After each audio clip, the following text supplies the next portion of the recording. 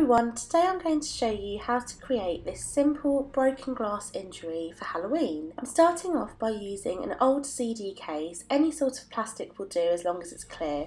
Obviously you don't really want to use glass because you may cause injury to yourself. And I'm just using some pliers to break up the CD case into a few pieces to look like broken glass. Obviously be really careful when you're doing this because the pieces do fly around. That's what happened to me, so just make sure you get an adult to help you, or just be extra careful when you're trying to get this to work. There's a few things that you'll need for this, but I don't recommend going out to buy anything new. Try and work with what you have. I'm using a cheap eyeshadow palette that I bought from eBay, a cream makeup bruise wheel, a stainless steel palette that I never actually ended up using in the end, a kid's face painting set, a spatula, some fake blood, nose and scar wax and spirit gum. The nose and scar wax is very sticky to work with, so I'm just using some Vaseline and just massaging it into my fingertips. This will prevent it from sticking to my fingers, and then I'm going to take a generous bit of wax using the spatula, and as you can see it's quite tough to get out of the packaging, but once you've got that, just use the warmth of your fingertips to make it a bit more pliable and just roll it into a ball before rolling it into a sausage shape, and this will help form the base of the scar. You'll probably need to reapply the Vaseline plenty of times, but that's fine. The wax is really difficult to work with and it's quite sticky, and this will just help you mould it a little bit easier. Once you have your sausage shape, and this doesn't need to be neat at all, just set that to one side and pick up your spirit gum, and now figure out where you want to place the scar. I'm using the back of the hand, so I'm just going to apply the spirit gum to the back of the hand, exactly where I'm going to place the sausage.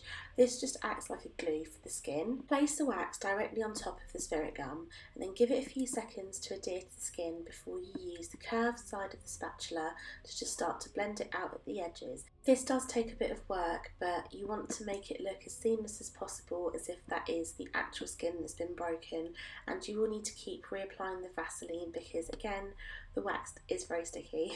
Using the pointy end of your spatula, just try and create a cut all the way down through the wax.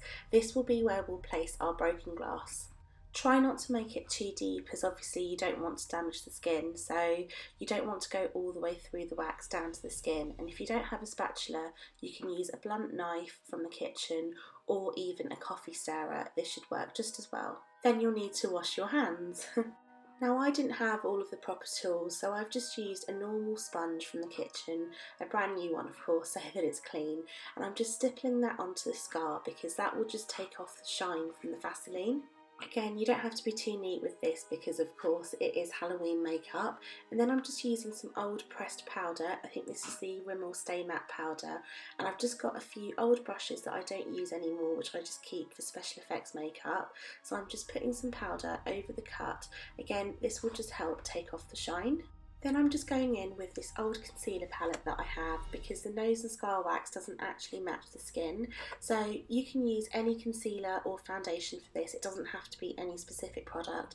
And I'm just putting that on with a normal brush just to sort of blend it into the skin to make it look a bit more realistic. I'm going back in with the sponge just to blend that concealer out a little bit, and then I'm going to go back in with the powder just to set that concealer before taking the eyeshadow palette.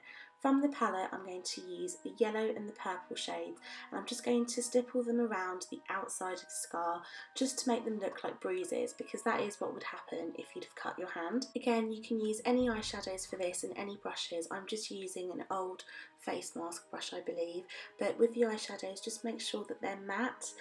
You don't want any sort of shimmer or glitter in there at all. You want to make it look as realistic as possible. I'm now going to use that black cream colour from the kids' face painting pack that I had, and I'm going to brush that all along the outside of the cut. This will hopefully look like dried blood, and then I'm going to mix it in with some red. I did find that from the kids' palette the red was a bit too bright and didn't look very realistic, so I then went in with my bruise wheel. In that I used the red and then I mixed it in with the brown, and I went all the way inside the cut and just outside of it too. I'm now taking an old beauty blender style sponge and just blending out all the colours before taking a bit of the yellow from the bruise wheel just to make it look a little bit more realistic. Lastly, I'm just going to take the spirit gum again and brush it on the inside of the cut before placing the bits of broken glass, or the CD if you like, inside the cut. Be careful not to use too many bits because again you want to make it look as realistic as possible. And then I'm going to pour dried blood all over the glass, let it run down the hand and just use a small brush just to help it along a little bit. I'm then going to squeeze some of the blood onto the sponge and just dab it all around the hand because of course if you had cut your hand you'd have blood everywhere. I did find though while doing this that the spirit gum does take quite a while to dry, and so you need to allow just a few extra seconds just to get the glass to set. But once it's done it will stay there, and I just kept playing around with it a bit, adding a bit more blood. The gorier the better. And this is a finished look. I really hope you enjoyed this tutorial. Please give this video a thumbs up. If you do give it a go, please leave me a comment down below and hashtag me on Instagram. I would love to see what you come up with. And make sure you hit that subscribe button because I'll be uploading lots more Halloween related tutorials throughout the month of October. Thank you so much for watching and I'll see you next time. Bye!